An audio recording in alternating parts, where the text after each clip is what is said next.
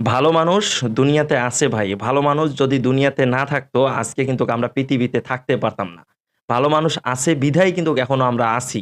আর ভালো মানুষ যদি না থাকতো আমরা থাকতে পারতাম না। কোনোভাবেই সম্ভব না। আপনারা দেখেন এই যে ৳১৫,০০,০০০ অনিক কিন্তু এই ৳১৫,০০,০০০ মালিকের কাছে ফিরিয়ে দিলেন। অনিকের মতো একটা ছেলে সে কিন্তু দেখতে শুনতে মাশাআল্লাহ অনেক ট্যালেন্টেড। অথচ এই ছেলেটা ৳১৫,০০,০০০ তার রিক্শার মধ্যে পাইল। পাওয়ার পরে সে তার টাকার মালিককে খোঁজাখুঁজি শুরু করে দিছে ভাই। এই অনিক যে ছেলেটাকে আপনারা দেখতেছেন, সেও অটোরিকশা চালায়, তার বাবাও অটোরিকশা চালায়। কিন্তু তাদের মানবতা দেখেন, তাদের বিশ্বাস দেখেন। এরকম মানবতা, এরকম বিশ্বাস অর্জন করা লোক আসলে কয়জন আছে? কয়জন দেখাইতে পারবেন আপনারা? দর্শক আজকে ভিডিওটা শেয়ার করে দেবেন।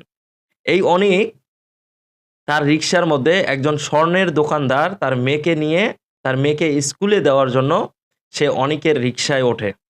অনিকের রিক্সায় ওঠার পর তার মেয়েকে স্কুলে নামিয়ে দিয়ে সে কিন্তু যার ৳১৫,০০,০০০ তিনি কিন্তু আসলে চলে গেছে। চলে গেছে। কিন্তু অনিক রিক্সাটা এক জায়গায় রেখে সে চায়ের দোকানে গেছে চা খাইতে। সেখানে চা খাওয়া অবস্থায় সে রিক্সার মধ্যে দেখতে পারতেছে যে তার রিক্সার মধ্যে পলিথিন পেঁচানো একটা প্যাকেট। অনিক ভাবতেছে এই প্যাকেটটা আসলে কি? তখন সে যখন খুলে দেখলো সেখানে লাখ, লাখ টাকা। অবাক হয়ে গেছে অনিক যে, "কি ব্যাপার? আমার গাড়িতে এতগুলো টাকা কিভাবে আসলো?" অনিক এতটাই অবাক হয়ে গেছিল, মানে রীতিমতো এতই অবাক হয়ে গেছিল তার সাথে কিন্তু অনিক তার বাবার কাছে ফোন দিছে। তার বাবাকে ফোন দিয়ে বলতেছে যে, "বাবা আমার রিক্শার মধ্যে তো এতগুলো টাকা। এই টাকাগুলো আমি কি করব?" তার বাবা তাকে বলে যে, "তুমি টাকার মালিককে খোঁজার চেষ্টা করো। টাকার মালিক দেখো কোথায় আছে। এই টাকা কিন্তু বাড়িতে আনা যাবে না বাবা। এই টাকার মালিক যে তাকেই টাকাটা দিয়ে দাও।" তখন অনিক তার রিক্সা নিয়ে টাকার মালিককে খোঁজাখুঁজি শুরু করলো ভাই। এমন খোঁজাখুঁজি শুরু করলো, নাওয়া খাওয়া তো সবকিছু বন্ধ অনিকের। সে টাকার মালিককেই খুঁজতেছে এবং একসময় টাকার মালিককে পেয়েও গেল।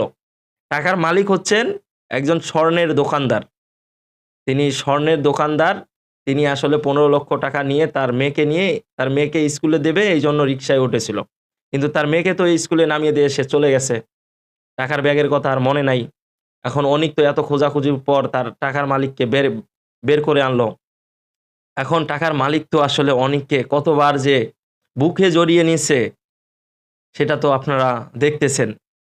এবং টাকার মালিক বললেন যে এরকম বিশ্বাস তার ছিল যে আমার টাকা আমি আর পাবো না কখনো। টাকার মালিক বলতেছে এই টাকা আর আমি পাবো না। এই টাকা চলে গেছে। এই টাকা আর কোনোভাবেই পাওয়ার সম্ভাবনা নাই।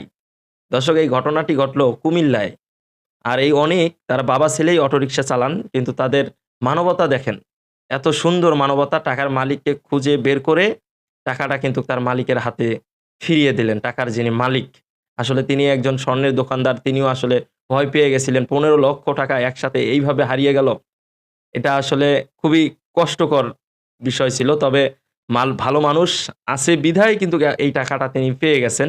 তবে এই টাকা পাওয়ার কারণ আসলে অনিকের বাবা। ওই যে অনিকের বাবাকে ফোন দিল যে, "টাকা পাইছি রিক্সার মধ্যে।" তখন তার বাবা বলল যে, "টাকার মালিককে খোঁজাখুঁজি করো।" তখনই আসলে অনিক সেই টাকার মালিককে খোঁজাখুঁজি শুরু করে দিল। এভাবেই আসলে ভালো মানুষ বেঁচে থাকুক, দোয়া করি।